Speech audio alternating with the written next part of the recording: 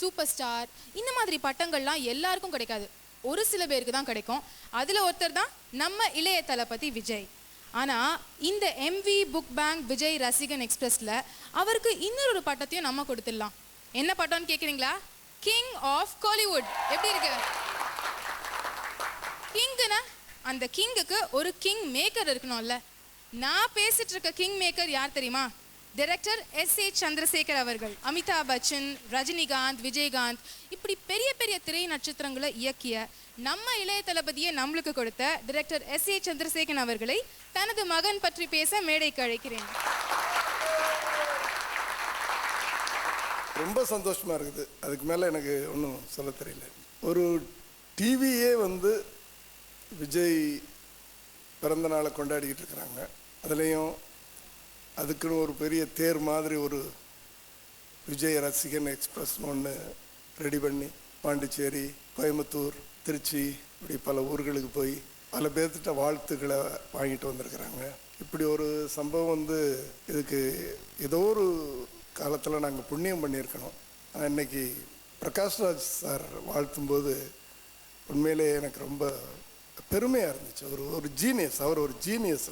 அவர் விஜய் பற்றி சொல்லும்போது உண்மையிலேயே மனசுக்குள்ளே நான் சந்தோஷப்பட்டேன். அதே நேரத்தில் அழுகையாக இருந்துச்சு. எனக்கு அப்படி கண்ட்ரோல் பண்ணிக்கிட்டு இருந்தேன். அந்த அளவுக்கு அவர் சொல்லுவேன். அவரை நான் ரொம்ப நாளாக நடிகனாக பார்த்துக்கிட்டு இருந்தேன். அவர் நடிகனாக தான் தெரியும். சமீபத்தில் புக்கில் ஒரு லைஃப் ஸ்டோரி எழுதிட்டு இருக்கார். லைஃப் ஸ்டோரி மாதிரி ஒன்று எழுதிக்கிட்டு இருக்கிறார். ஒரு பெரிய மாபெரும் ரைட்டரை இங்கே பார்த்தேன், எழுத்தாளரை.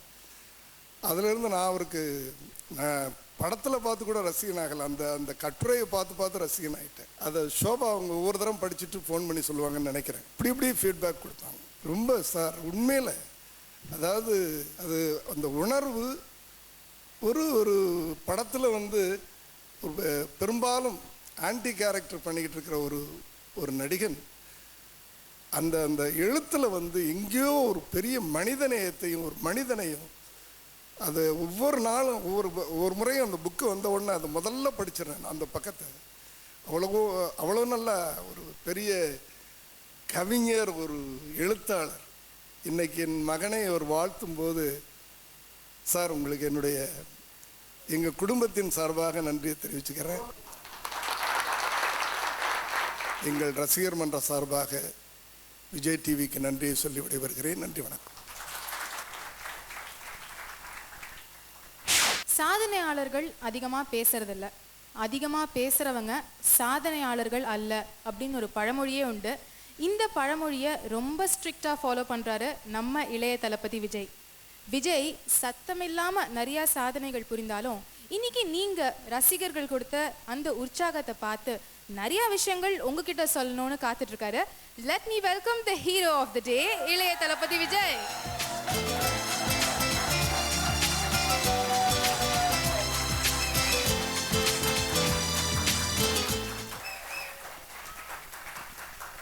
என் நெஞ்சில் கூடியிருக்கும் என் அன்பான ரசிகர்களுக்கும், எங்கள் அப்பாவுக்கும், பிரகாஷ்ராஜ் சார் அவர்களுக்கும், வந்திருக்கும் திரையுலக நண்பர்களுக்கும், என் பிறந்த நாளைக்கு வாழ்த்து சொன்ன அத்தனை நல்ல உள்ளங்களுக்கும் என்னுடைய வணக்கம். விஜய் டிவிக்கு என்னுடைய மிகப்பெரிய நன்றியை சொல்லணும். ஏன்னா இன்றைக்கி நடக்கிற இந்த ஃபங்க்ஷன், இதுக்கு முன்னாடி நடந்த அத்தனை நிகழ்ச்சிகள் எல்லாத்துக்கும் அவங்க தான் காரணம். ஸோ என்னுடைய நன்றியை தெரிவிச்சுக்கிறேன். ஒரு 2 years பேக் நினைக்கிறேன், ரஜினி சாருக்கு இதே மாதிரி ஒரு ஃபங்க்ஷன் பண்ணாங்க. அதுக்கப்புறம் எனக்கு இந்த மாதிரி ஒரு ஃபங்க்ஷன் பண்ண போகிறாங்க அப்படின்னு நினைக்கும் போது ரொம்ப சந்தோஷமாக இருந்துச்சு. ஏன்னா ஜென்ரலாக பர்த்டேஸை நான் பெருசாக கொண்டாடுறதில்ல. என்னுடைய ரசிகர்கள்லாம் சேர்ந்து ஏதாவது ஒரு நல்ல காரியம் ஆர்கனைஸ் பண்ணுவாங்க, அங்கே நான் போய் அட்டென்ட் பண்ணுவேன். இதுதான் என்னுடைய பிறந்தநாள் கொண்டாட்டம். இப்போ எங்கள் அப்பா சொன்னார், இல்லை இது ரசிகர்களோட கொண்டாடுறதுக்கு இது உனக்கு ஒரு நல்ல வாய்ப்பு அப்படின்ட்டு.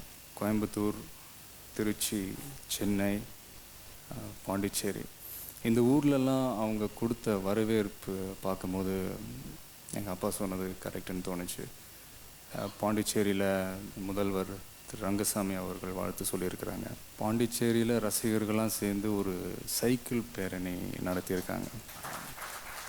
அதுக்கு எம்எல்ஏ ஆனந்த் அவர்கள் தொடங்கி வச்சுருக்கிறாங்க. அடுத்து இந்த ரசிகன் எக்ஸ்பிரஸில் நிறைய பேர் வாழ்த்து சொல்லியிருக்கிறாங்க. அதில் என்னை பற்றி கேட்ட கேள்விகளுக்கு எல்லாம் நிறைய பேர் பதில் சொல்லி இன்றைக்கி ஒரு 50 பேர் வந்திருக்கிறீங்க. உங்கள் எல்லாரையும் மீட் பண்ணுறதும் எனக்கு வந்து ஒரு மிகப்பெரிய பர்த்டே கிஃப்டாக நினைக்கிறேன். அப்புறம் ஒரு முக்கியமான விஷயம், என்னுடைய ரசிகர் கணேஷ்னு ஒருத்தர் பாண்டிச்சேரியிலேருந்து சென்னை வரைக்கும் பின்னாடியே நடந்து வந்து சென்னை சேர்ந்துருக்காரு. கிட்டத்தட்ட 3 to 4 days ஆச்சுன்னு நினைக்கிறேன் அவர் வந்து சேர்றதுக்கு. நான் வந்து லாஸ்ட் வீக் இந்த விஜய் டிவி ப்ரோக்ராம் பார்த்தேன். அதில் அவர் நடந்து வந்ததெல்லாம் கவர் பண்ணியிருந்தாங்க. ஏதோ ஒரு ராத்திரி, ஏதோ மிட் நைட், ஏதோ ஒரு இடத்துல அப்படியே அவரால் நடக்க முடியாமல் ஒரு இடத்துல உட்காந்துட்டு அவர் ஃப்ரெண்டுக்கோ யாருக்கோ ஃபோனில் பேசுகிறாரு. இது மாதிரி, மச்சான் கால்லாம் ரொம்ப வலிக்குது, ஆனால் எப்படியாவது நான் போய் சென்னை சேர்ந்துருவேன்டா, எப்படியாவது விஜயை பார்த்துட்டு தான்டா வருவேன் அப்படின்னு. எனக்கு அதை பார்க்கும்போது உண்மையில் ஒரு நிமிஷம் ஒரு மாதிரி ஆயிடுச்சு. இப்படியெல்லாம் கூட இருக்காங்களா அப்படின்ட்டு. என்னை பார்க்குறதுன்றது, நான் அவருக்கு இங்கே இருக்காரா, என்னை பார்க்குறதுன்றது ரொம்ப சாதாரண விஷயம். அப்படி பின்னாடிலாம் நடந்து வந்து தான் என்னை பார்க்கணுன்றதெல்லாம் கிடையாது. பட் இருந்தாலும் என்னுடைய வாழ்த்துக்கள். இந்த ஃபங்க்ஷன் மூலியமாக எனக்கு வாழ்த்து சொன்ன அத்தனை நடிகர்கள், நடிகைகள், டெக்னீஷியன்ஸ், டைரக்டர்ஸ், ப்ரொடியூசர்ஸ் எல்லாருக்கும் என்னுடைய நன்றியை தெரிவிச்சுக்கிறேன். விஜய் ரசிகன் எக்ஸ்பிரஸ்க்குன்னு ஒரு வண்டி ரெடி பண்ணி அதை பயங்கரமாக டெக்கரேட் பண்ணி ஃபோட்டோலாம் போட்டு அது பாட்டுக்கு பப்ளிக் ரோட்டில் அது பாட்டுக்கு போயிட்டே இருக்குது.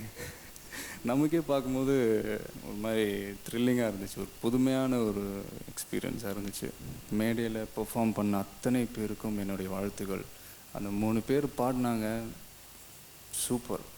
ஒரு இடத்துல கூட அந்த ஸ்ருதிலாம் கலையாமல் மிமிக்ரி பண்ணவர், அந்த வாய்ஸ்லாம் வந்து அவ்வளோ கரெக்டாக இருந்துச்சு. ஒரு இடத்துல கூட எனக்கு கண்ணை மூடிட்டு கேட்டால் அது ரஜினி சார், வைரமுத்து சார் அவங்களே தான்.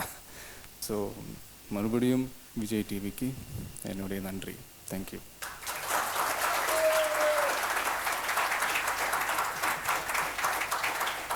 ஏதாவது ஒரு படம் பார்த்தாங்கன்னா அதில் இருக்கிற நல்ல விஷயத்தை வந்து சீக்கிரம் சொல்லவே மாட்டாங்க.